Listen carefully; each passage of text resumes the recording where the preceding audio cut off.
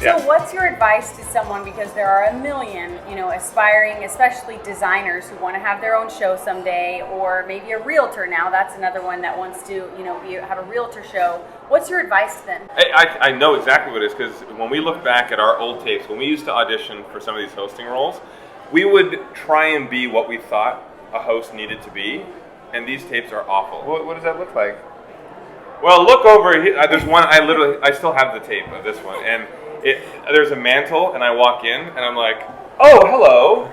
Are you the brutally honest person that gets the job done? Or are you the, all sunshine and roses type of person that, If you're not funny, don't try and be funny. Yeah. If you're not some rugged man's man, don't try to be a rugged man. You have to talk about me He's still here. trying, yeah. But I think that's the big thing. And also, a lot of people think it's overnight success for anybody who's an actor or a host. Not at all. If you really want to succeed, you have to put the hours in. When Jonathan and I were really trying hard to get into doing this as a full-time gig, we were doing probably 100 hours a week, whether it was networking, producing some of our own content, doing anything we could to get out there and be seen or to produce quality content that we could show. What we discovered is nobody is busting down your door to make you a success.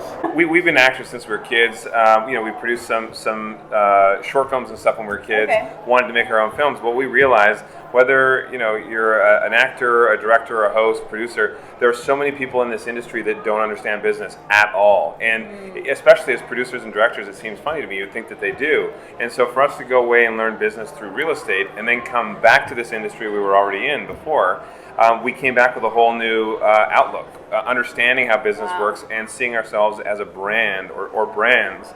And so I think that's one thing that helped us excel, is that we do understand business where a lot of people in our industry don't. The interesting thing that a lot of people don't understand is they don't understand what a brand is or how branding works. Even if, say it's a real estate agent that works for, a brand like Remax or Keller Williams or something like that. Well, that corporation has their own brand, but you as an individual have your own brand. As a designer, I have my own brand. If you're a TV personality, you have your own brand.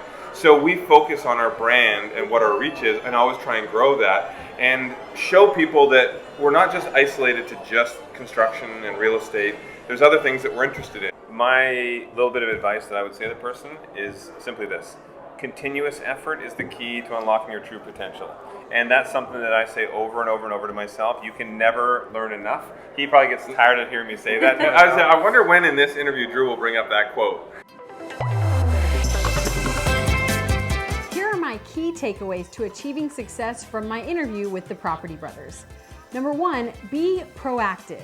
Drew's best advice for aspiring hosts and actors: quit making excuses. And Jonathan added that when they were trying to break into the business, they were never just sitting around talking about trying to make it. They were never at the bar. They were never playing video games. They were always marketing themselves and trying to find a way to push their brand out there.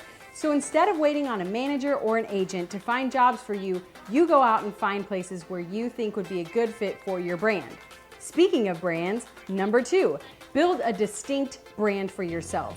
Jonathan said his number 1 piece of advice was to make yourself stand out. They also said to make sure you realize that you yourself are a brand. Each of them has their own brand, and they gave the example that a realtor who works for Keller Williams has their own brand outside of the Keller Williams brand. They said that one thing that definitely helped them get ahead was that they understood branding and business. Number 3, do the work. Drew's personal mantra is continuous effort is the key to unlocking your true potential, which probably explains why the two of them worked 50 to 100 hours a week when they were trying to break into the business, and they still work crazy schedules. They maximize every minute of the day, and they encouraged other people to do that as well if they wanted to achieve success, especially in such a competitive industry.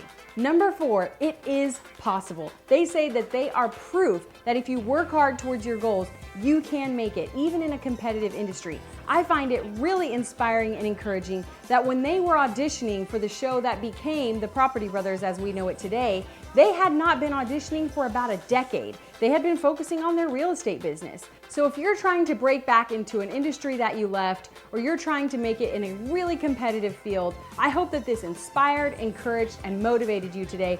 For more inspiring articles and videos, go to success.com, and to see my full interview with the Property Brothers, go to thepursuit.tv.